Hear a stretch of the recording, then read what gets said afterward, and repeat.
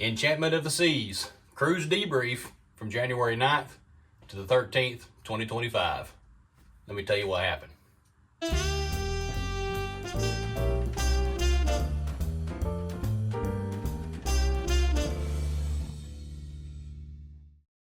So my wife and I went on the Enchantment of the Seas out of Tampa for a 4-night. And, our goal, she was like 300 and some odd points from Prime. So we were, our goal was to get her to Prime as soon as possible. And so we got on the ship the first night. She was, I'll put a graphic up right here. I'm going to show you what all of her sessions were and what she played. Okay. So she had 3 sessions. So she did 1 session on the 9th. She did another session on the 10th and another session on the 11th. So she only did 1 session on 3 different days. Okay. So on the 9th, she played for an hour. She played the 6-2 strategy, in for 200, out for 202. Okay. 24 spins. That's all she was there for an hour. She earned 208 points. And while she was playing, I asked the pit boss what her average was. He said he had her at 80. Okay, so that's good. If they got you at a good average, stay there as long as you can. Okay, so we're like I said, we were just going for an hour to just see what happened, right? Let's see. So session 2 on the 10th, she played for about an hour and 20 minutes, give or take. It was during the day because whenever you're at sea, like the slots open up at like 8 a.m., but the tables don't open up till like 10 a.m. And so, of course, we slept late, went and had some breakfast. So we went to the casino at about 11:30. She sat down from 11:30 to 12:50. She played the 6-2 strategy again. And let's see, she bought in for 200, out for 225. 36 spins, earned 319 points. And at that point, she was beyond the needed points for Prime. So she went and got her Prime sticker and put it on her card. And so we were good to go.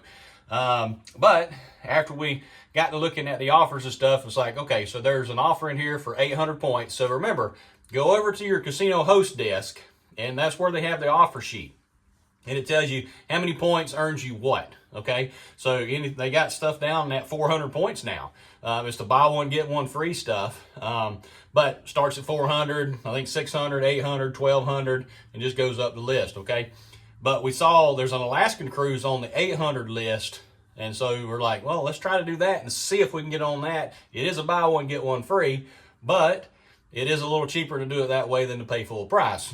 So the next night, she went back in there. She went and sat down from 7:30 to 8:30. She played the 6-2 strategy again, but that time she was in for 200 and out for 50. So she lost $150 on that session. Let's see, and that was 42 spins, and she earned 279 points.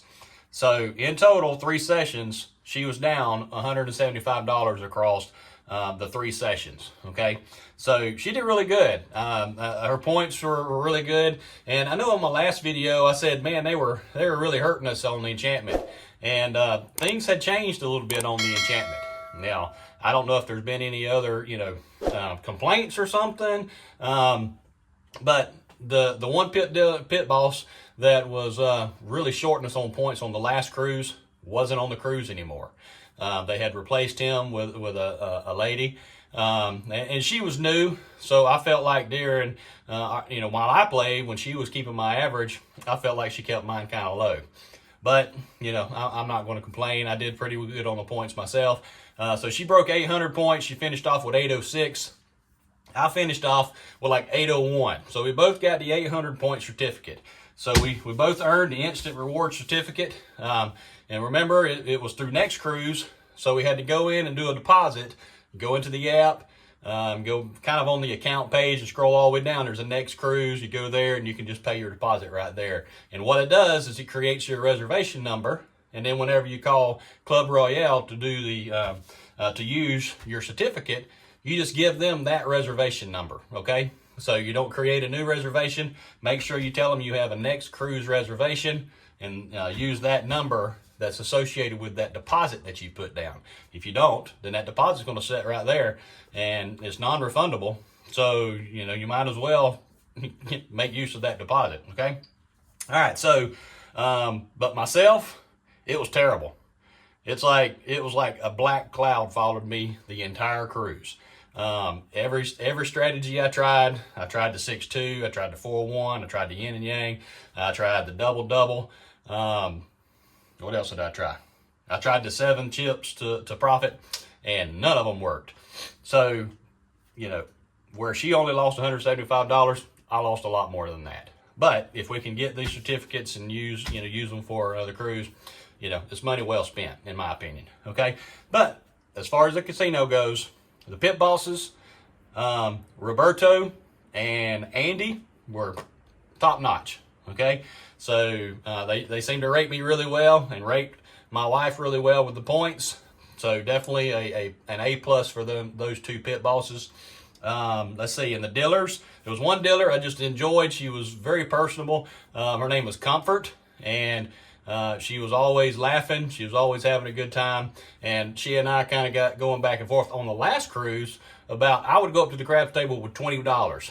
And I'd buy in for $20, and I told her I'm going to turn it to $2,000. And she always felt that she always got a good laugh off of that. And every time I did, I turned it into like $100, okay? But this cruise didn't go as well. Went up to the table 3 or 4 times, and $20 to try it. It's almost like a challenge. And so, didn't work out on this one. But anyway, there was another dealer, Alexandra. She was like, she took all my money. Okay, so everywhere that I went and that she was there, it's like she knew what to do to make me lose. All right, so I had, I don't know if it's just one of them things, but anyway, if you're superstitious, I don't know. Let's see. The tables, for the most part, based on the last cruise and this cruise, the tables were a little better. I felt like the dealers seemed to be a little better as far as personalities go. They seemed to want to interact with you a little better, so which was a plus. The last one, I was like, I'm going to cancel this cruise, but we decided to go on it anyway, and things had improved. And I was sure to tell the casino boss, I think his name was Glenn. I told him, I said, hey man, in comparison from the last cruise to this cruise, things were a whole lot better, and I truly appreciated that. So let's see.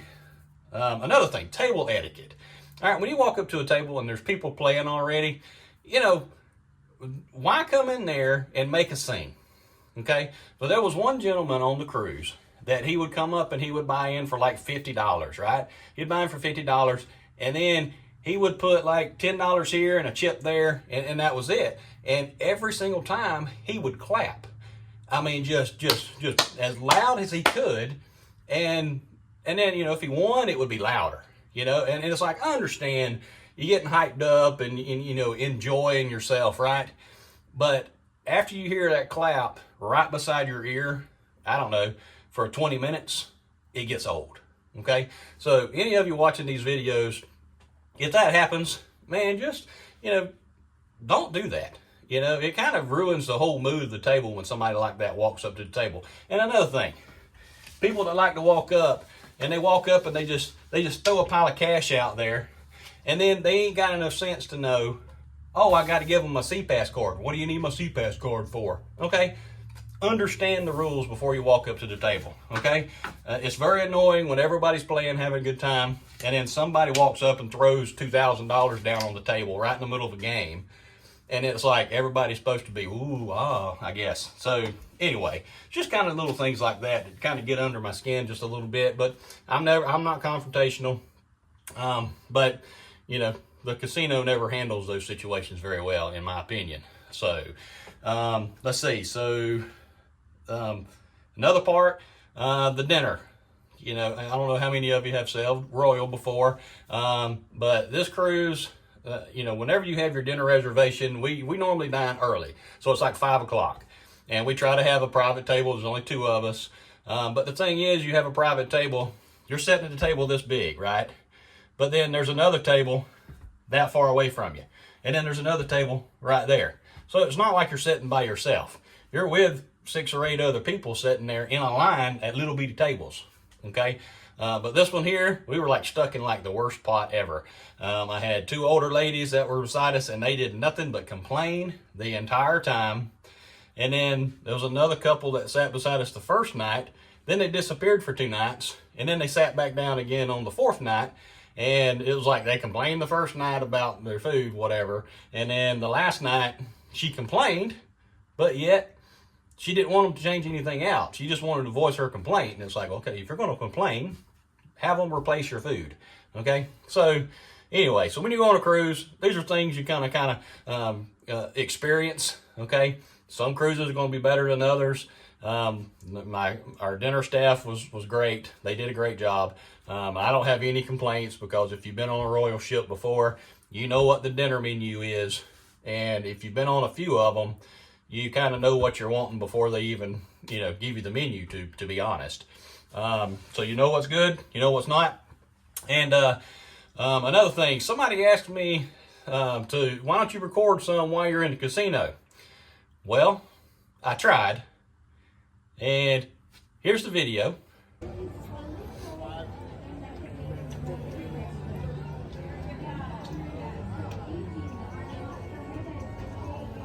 So my wife is playing the 6-2 strategy, and during the spin, I think the dealer noticed that I was recording. And so as soon as the recording's over, I put my phone down, but at the time I was keeping notes for her spins and her what she was averaging and everything. And so luckily I turned it off and flipped it over to notes and showed her my phone that I was just taking notes. Okay, they're pretty strict on recording in the casino.